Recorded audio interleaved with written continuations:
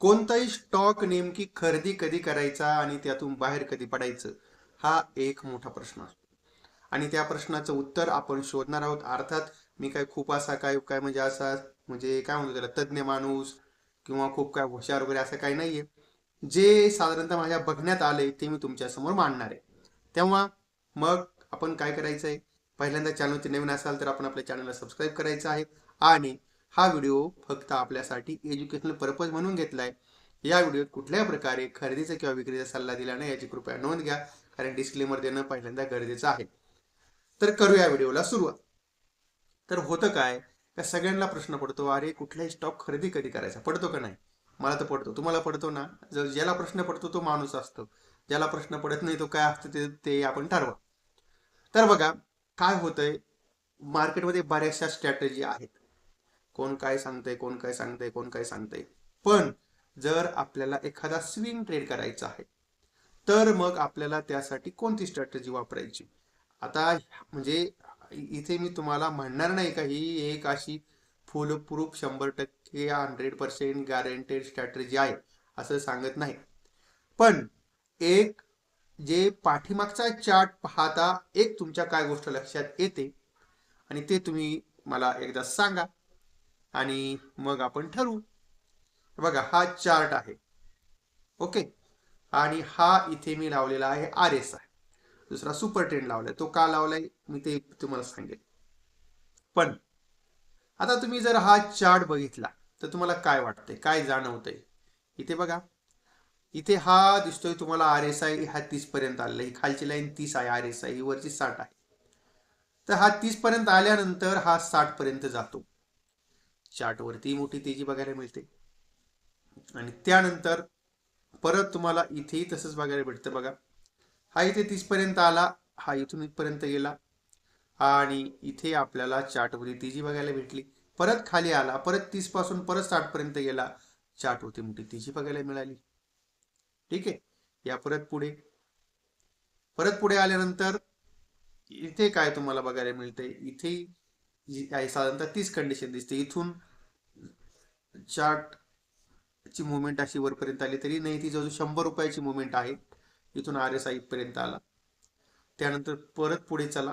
इथे परत पुढे आल्यानंतर बघा हे जरा थोडं चार्ट मोठा केल्यानंतर तुम्हाला कळेल. बघा इथून RSI हा परत एकदा गेला, 30 पासून 60 पर्यंत जायचा प्रयत्न झाला. इथे चार्ट मध्ये जवळ 150 रुपयाची तेजी आली. पण काय कळलं तुम्हाला? ढेकळं. अहो सगळेच लोक हुशार आहेत, सगळ्यांना सगळं कळतं. पण आता आपल्याला यासाठी काय काय वापरायचं आहे, कुठली शस्त्र वापरायची आहेत, आपण ते इथे या ठिकाणी जाणून घेणार आहोत. तर पहिलं शस्त्र आपलं असणार आहे सुपर ट्रेंड. कुठला इंडिकेटर कुठं शोधायचं? बघा या ठिकाणी इंडिकेटर शोधायचे असं सगळ्यांना माहिती, सगळे लोक नवीन नाही आहेत, त्यामुळे लगेच आपण त्यामध्ये परत वेळ खर्च करायची काही गरज असं वाटत नाही मला.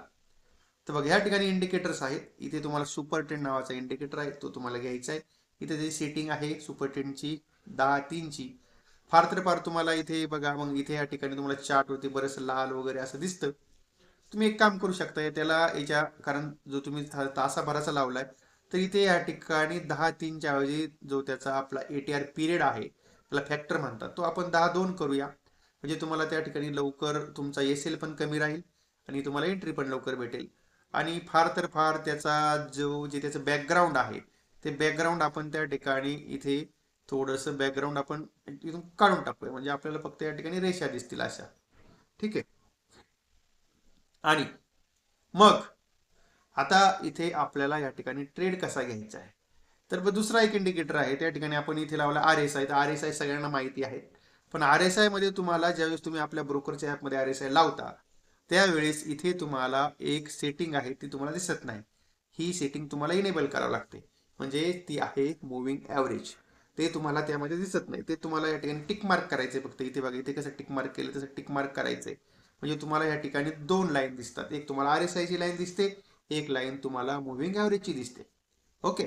त्या ठिकाणी इनपुटमध्ये आपण आलोय, तर इनपुटमध्ये तुम्हाला इथे या ठिकाणी ऑप्शन येतात. बघा इथे तुम्हाला EMA आहे, SMA आहे, बरेच काय आहे, वेटेड मुव्हिंग ॲव्हरेज आहे, व्हॅल्यू वेटेड मुव्हिंग ॲव्हरेज आहे. आपल्याला साधं सिंपल आपला EMA ठेवायचा आहे त्या ठिकाणी. आणि इथे थोडं सेटिंगमध्ये आपल्याला लेंथ या ठिकाणी जी काय आहे डिफॉल्ट 14 असते, 14च्या ऐवजी 9 करायची आपल्याला. हा जो काही लेंथ आहे RSI चा 14 ठेवायचा आहे. तर ही झाली आपली या ठिकाणी सेटिंग.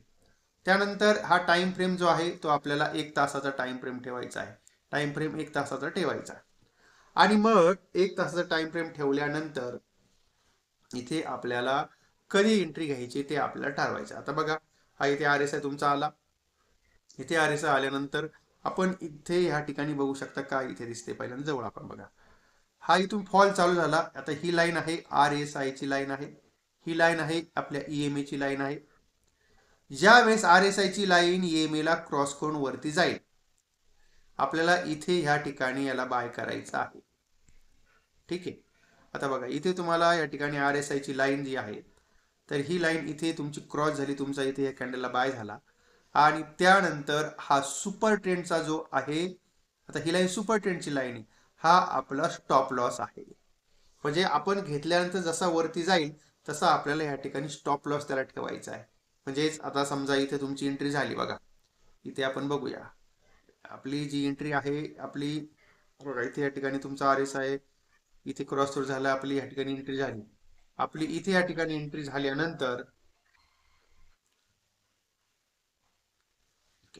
आता इथे ही जी काही एंट्री आहे, एंट्री इथून झाली आपली बघा, इथून इथपर्यंत एंट्री झाली. आणि आपला ह्या ठिकाणी RSI जो आहे, ओके, इथे आपली या ठिकाणी सुपर ट्रेंड जो आहे, सुपर ट्रेंड त्या ठिकाणी आपला स्टॉप लॉस वाजला. ओके. आता तो जो स्टॉप लॉस आपला वाजला आणि जर तो तुम्ही बघितला असेल तर आपल्याला या ठिकाणी काय दिसतंय, 5.5% तेजी. इथे फक्त तुम्हाला 5 दिवस, म्हणजे 5 दिवसामध्ये 5.5% तेजी तुम्हाला या प्रकारामध्ये जर तुम्ही ट्रेड केला असेल स्विंग टाईपचा, तर तुम्हाला त्या ठिकाणी 5% तेजी त्या ठिकाणी बघायला मिळाली 5 दिवसामध्ये. ओके. तर तुम्ही इथे याचा वापर करू शकता.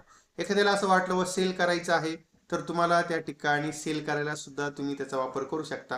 ज्यावेळेस सुपर ट्रेंड निगेटिव्ह होतो त्यावेळेस तुम्ही या ठिकाणी सेल केला, इथून तुम्हाला हा भेटला, इथपर्यंत तुम्हाला ट्रेड भेटला, तुम्ही याचाही वापर करू शकता. म्हणजेच आपण जनरली याचा वापर आपला बाय आणि सेल साठी एकदम सहज करू शकता. आता हा वापर तुम्ही फक्त आपल्या इक्विटीमध्ये करू शकता का? नाही, तुम्ही याचा वापर आपल्या इंडेक्समध्ये सुद्धा करू शकता. या ठिकाणी निफ्टीमध्ये आपण आलो, निफ्टी 50चा इंडेक्स लावलाय.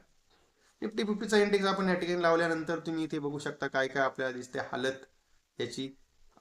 1 तासाचा टाइम फ्रेम आपण लावलाय. 1 तासाचा टाइम फ्रेम लावल्यानंतर तुम्ही इथे बघू शकता का 9 तारखेला आपल्याला इथे काय दिसतंय, इथे RSI आपला 9 तारखेला इथपर्यंत खाली आला. पण इथे खाली आल्यानंतर इथे थोडासा टच झाला, थोडासा वरती गेला. पण आपल्याला बाय जनरली कधी करायचं आहे, आपला RSI 30च्या जवळ आल्यानंतर आपलं एक्सपोनेन्शियल मुव्हिंग ॲव्हरेज आणि RSI चं क्रॉसओव्हर झालं पाहिजे. आता ह्या ठिकाणी तर जवळजवळ आपल्याला या ठिकाणी क्रॉसओव्हर बघायला मिळतंय. म्हणजे तुम्हाला इथून इथपर्यंत अशी चांगली तेजी या ठिकाणी बघायला मिळाली. त्यानंतर थोडं पाठीमागं आपण गेलो तर इथेही तुम्ही बघू शकता, इथे या ठिकाणी जर बघितलं तुम्ही तर बघा, इथे आपल्याला ह्या ठिकाणी RSI बरोबर एक्झॅक्टली इथे 30ला टच झाला आणि इथे या ठिकाणी क्रॉस ओव्हर झालं आणि त्यानंतर तो RSI 60 पर्यंत गेला. इथे तुम्हाला एक चांगली मोठी तेजी 200 पॉईंटची बघायला मिळाली. त्यानंतर आपण इथे बघू शकता बघा, आता इथेही आपल्याला एक जो काय RSI आहे, तो RSI आपला साधारणतः 30 पर्यंत नाही आला. आपण थोडं वाटलं त्याला सोडून देऊ, तो ट्रेड सोडून द्या. ज्या ज्या वेळेस 30च्या आसपास RSI येतो त्या त्यावेळेस एक चांगली मोठी तेजी आपल्याला त्या ठिकाणी बघायला भेटते. आता इथे तुम्ही बघू शकता, इथे जर बघितलं तर RSI 30 पर्यंत आला आणि एक भली मोठी तेजी आपल्याला बघायला भेटली, 400-500 पॉईंटची तेजी आपल्याला इथे या ठिकाणी बघायला मिळाली. तेव्हा इथे जो मी तुम्हाला सांगितलेला आहे त्याचा वापर तुम्ही करू शकता. फक्त आपल्याला इंडेक्समध्ये काय असते का, इंडेक्समध्ये मुवमेंट खूप असते.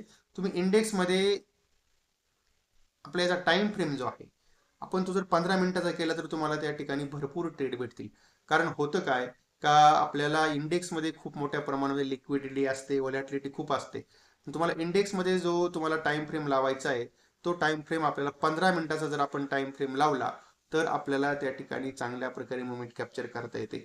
पण जर कोणाला इंट्राडे मध्ये करायचं असेल तर 5 मिनिटाचा टाइम फ्रेम सुद्धा तुम्ही त्या ठिकाणी यूज करू शकता. जर इंट्राडे वापरायचा आहे, तुम्हाला इंट्राडेचा वापर करायचा आहे, तर 5 मिनिटाची टाइम फ्रेम तुमच्यासाठी तिथे एकदम छान आहे. मग 5 मिनिटाचा टाइम फ्रेम जर वापरला तुम्ही, तर 5 मिनिटाच्या टाइम फ्रेमवरतीही तुम्हाला चांगले चांगले ट्रेड इथे तुम्हाला त्या ठिकाणी भेटतील. फक्त 5 मिनिटाच्या टाइम फ्रेमवरती बघा. आता इथे 5 मिनिटाच्या टाइम फ्रेमवरती हा एक ट्रेड इथे या ठिकाणी भेटला बघा. इथे आपल्याला हा 30च्या आसपास RSI आपला हा इथे झाला, क्रॉसओव्हर झाला तुमचा. इथे ट्रेड झाला अराउंड 25,740 ला. त्यानंतर RSI हा तुमचा कुठपर्यंत आला, इथे 60 पर्यंत RSI आला, जवळजवळ तुम्हाला 25,831. त्यानंतर कंटिन्युअसली मार्केट वरती आहे. परत RSI खाली गेला नाही, खाली गेला नाही. त्यानंतर जवळजवळ तो गेला 26,000 पर्यंत. तर आता तुम्ही ह्या प्रकारच्या स्ट्रॅटेजीचा वापर करू शकता. एकतर तुम्ही आपला सुपर ट्रेंड वापरा आणि सुपर ट्रेंड बरोबर RSI सुद्धा वापरा. तर ह्या दोन्ही गोष्टी जर वापरल्या तर एक तुम्हाला चांगल्या प्रकारे ट्रेड इथे तुम्हाला बघायला भेटू शकतो. आणि जर एखाद्याला स्कॅल्पिंगच करायचं आहे तर मग लावा की 1 मिनिटाचा टाइम फ्रेम, काय फरक पडतोय. म्हणजेच काय असते का, सगळ्या गोष्टीला सोल्युशन आहे. तुम्ही कोणत्या प्रकारे ट्रेड करणार आहात आणि ह्यावरती बऱ्याचशा गोष्टी अवलंबून आहेत. जर तुम्ही आपल्या याच्यावरती स्कॅल्पिंग वरती जर ट्रेड जर केला तर तुम्हाला त्या ठिकाणी भरपूर ट्रेड भेटतात. पण काय होतंय मग त्या ठिकाणी ब्रोकरेज वगैरे खूप जातं. आपण त्या गोष्टी लक्षात ठेवल्या पाहिजेत. तर ह्या ठिकाणी बघा, इथे आपल्याला याच्यावरती स्कॅल्पिंग साठी जर तुम्ही करत असाल वापर, तर त्या ठिकाणी 1 मिनिटाचा टाइम फ्रेम वापरू शकता. मला 1 मिनिटाच्या टाइम फ्रेम वरती सुद्धा चांगले चांगले ट्रेड भेटतात. खास करून ऑप्शन मध्ये काम करत असाल तर त्या ठिकाणी 1 मिनिटाच्या टाइम फ्रेम वरती तुम्ही चांगला ट्रेड करू शकता. ओके. तर अशा प्रकारे मी तुम्हाला सांगितलेलं आहे. आपण याचा वापर करू शकता सुपर ट्रेंडचा, त्यानंतर RSI चा वापर करून त्या ठिकाणी चांगला ट्रेड तुम्ही घेऊ शकता. ओके. तर आता एकंदरीत हा जो काय सगळा व्हिडिओ होता, तो सगळा व्हिडिओ मी आपल्यासाठी एज्युकेशनल पर्पज म्हणून बनवला होता. आणि या व्हिडिओत कुठल्या प्रकारे खरेदीचा किंवा विक्रीचा सल्ला दिला नाही, कृपया नोंद घ्या. आणि कुठलाही ट्रेड करताना आपण आपल्या जबाबदारीवरती ट्रेड करायला बिलकुल विसरू नका.